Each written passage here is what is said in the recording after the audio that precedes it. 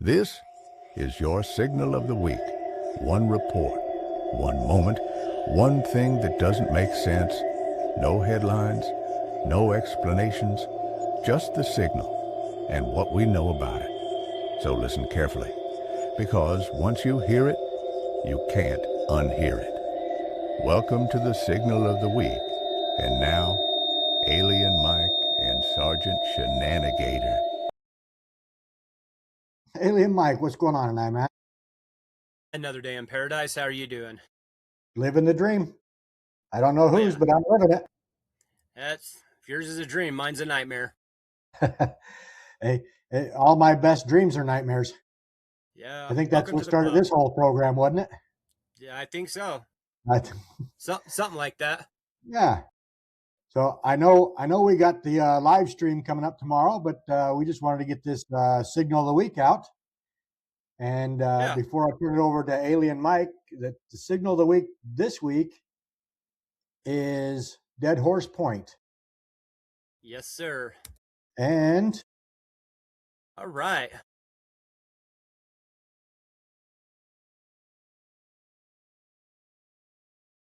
I've lost my video. We're doing good already. Oh, there we go. All right. I think I figured it out.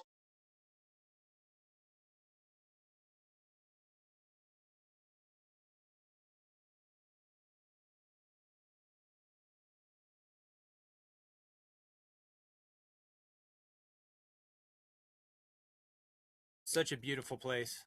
It's an amazing place. And to think I haven't been there. Mama Shenanigator's going to get angry at you for that as much as you love the outdoors. Yep. So, yep, tonight is Dead Horse Point in Utah. And with that, Mike, take it away. All right. Dead Horse Point State Park, as you said, here in Utah. It is one of the most dramatic viewpoints in the American Southwest. It sits about 2,000 feet above the Colorado River, offering sweeping views of canyonlands carved over millions of years. So it is near Moab, which anybody that's into off-road knows Moab. Anybody that's around Utah knows Moab. And as long Except as for I've lived you. here, yeah, pretty much. As long as I've lived here, that's the one place that I've never been. It's also about 45 minutes from Arches National Park and right next to Canyonlands, both places I've never been to. And you would think I'd have gone there, but no. So why it's famous? The Dead Horse Point overlook is one of the most photographed landscapes in Utah. I can't even say that without laughing. The Colorado River forms a dramatic horseshoe bend almost completely surrounded by cliffs, and the viewpoint was used as a filming location for the final scene in the movie Thelma and Louise. The legend behind the name.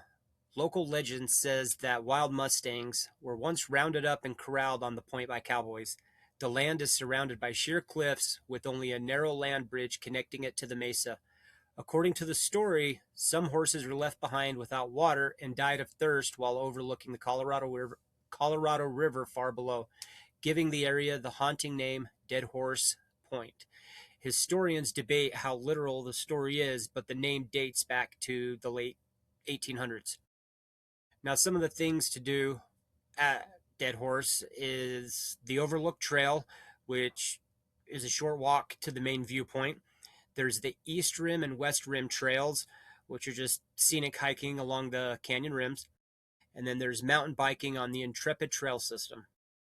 Stargazing, which a cool fact about it is because of the extremely dark skies, the park is officially recognized by the International Dark Sky Association as a dark sky park, making it one of the best places in Utah to see the Milky Way. And like I just said, you said, one place I've never been. And as a photographer, you'd think I'd have gone there, but I am surprised you don't have shots of Moab. There is so many beautiful places down there to photograph. It is. I look at pictures all the time, and it's just absolutely incredible. But it's the driving down there. I just don't want to deal with it. And I like driving. I just don't want to deal with that and then all the people that are out there. No, you can camp out in some of these places and never see a person And that's what I need to do. as So long as you I don't think that, go during tourism season. yeah. And see, I prefer to do everything in the winter because there's less people. But one, winter's pretty well, we never had a winter here.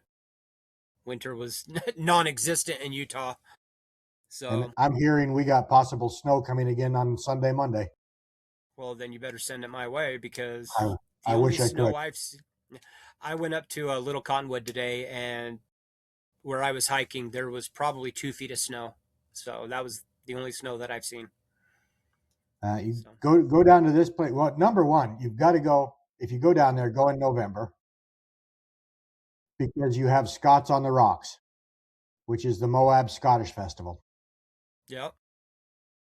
Tourism is down at that point.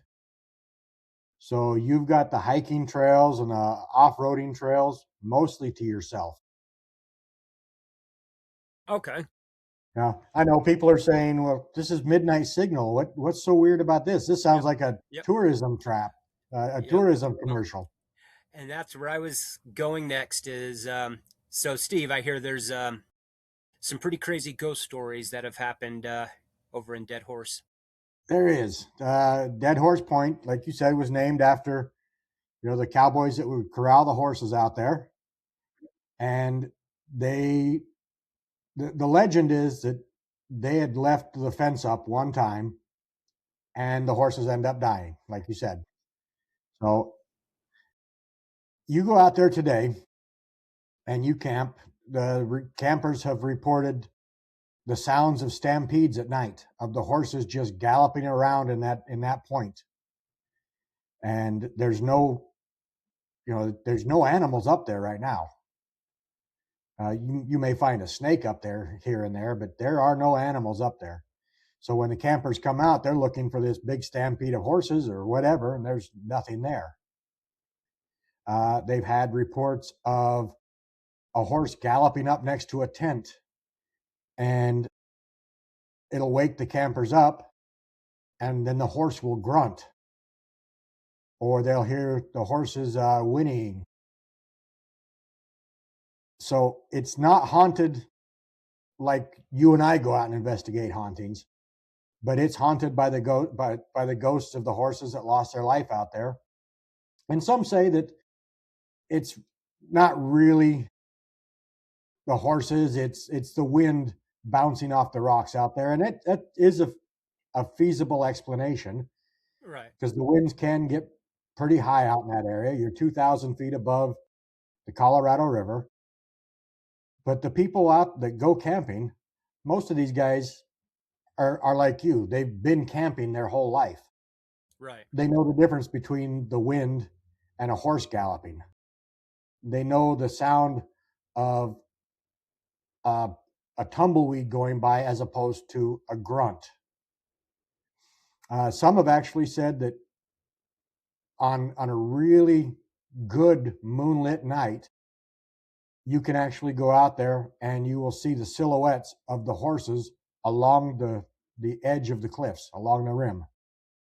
So they've actually had people that have spotted the silhouettes of the horses out there, and then they just vanish all of a sudden.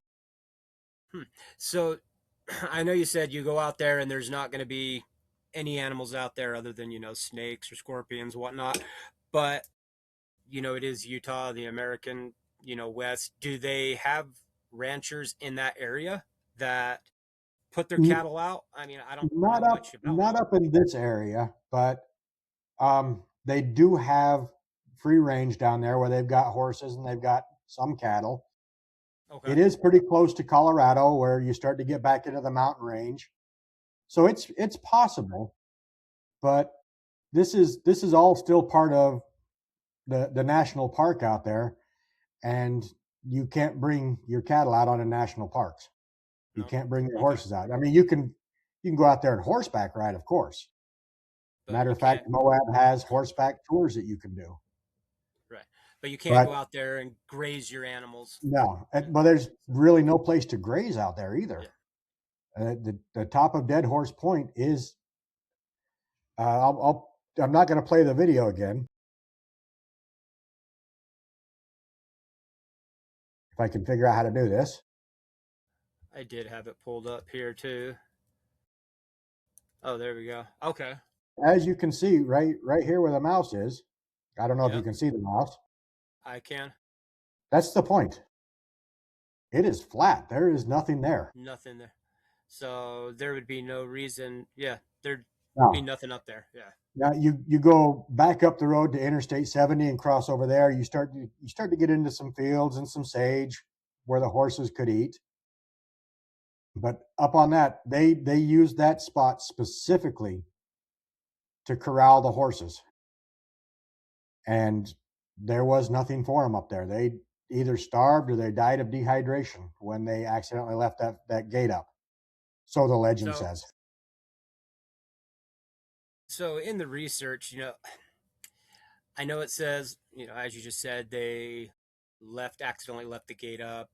I mean, was there a why did they leave? Were they just the Cowboys going off to do the next big thing and went, oh crap, and forgot them, or did they You think it really was can't open? find anything on that story about it, but what would usually happen is they'd corral them up there, pick out the ones that they wanted, and then they'd release them. So the legend is just this one time they forgot to take the makeshift fence down. And with nothing up there, there's Yeah. no chance of them making it. And chances of the Cowboys coming back the next day were slim. They were getting those horses back down to, they'd get them up to Price, they'd get them to down into the Colorado area. They'd get them where they needed them, and then they'd come back for the next roundup. So it could be 2 weeks, it could be a month before they showed back up. But I'm going off Reddit. I mean, what you read was the legend. The stories I've got from Reddit were they left the gate up, except for one portion where they would drive the horses through, and they just forgot to unlock that gate as they left, or out of sheer spite for having to chase them for so many miles up this trail out of anger. Nobody really knows for sure. Something we'll never know for sure. Yep. But it is, even if the legend isn't true, there are some very haunting things out there. It's unexplained. I couldn't, I've been out camping, hunting myself. I don't think, if I hear a snort next to my tent, that's an animal. Mm-hmm. And if I open up 100%. the tent and there's nothing there, that's something very weird. Yep. And These, I've had my experiences with that, and it's not fun, to say the no, least. It's very nerve wracking. There's nothing like sitting up all night holding don't say a hammer. holding something, not a hammer, and holding it in the direction of where something's hitting your tent and making noises, only to not sleep and find out, what it was in the morning and not want to go back that place. No. So anyway, that's the legend of the ghosts, the horse ghosts of Dead Horse Point, and a Very little history interesting. of Dead Horse Point. I'm glad we brought, you picked that one, because I had never heard of it. And now you got to take a trip, man.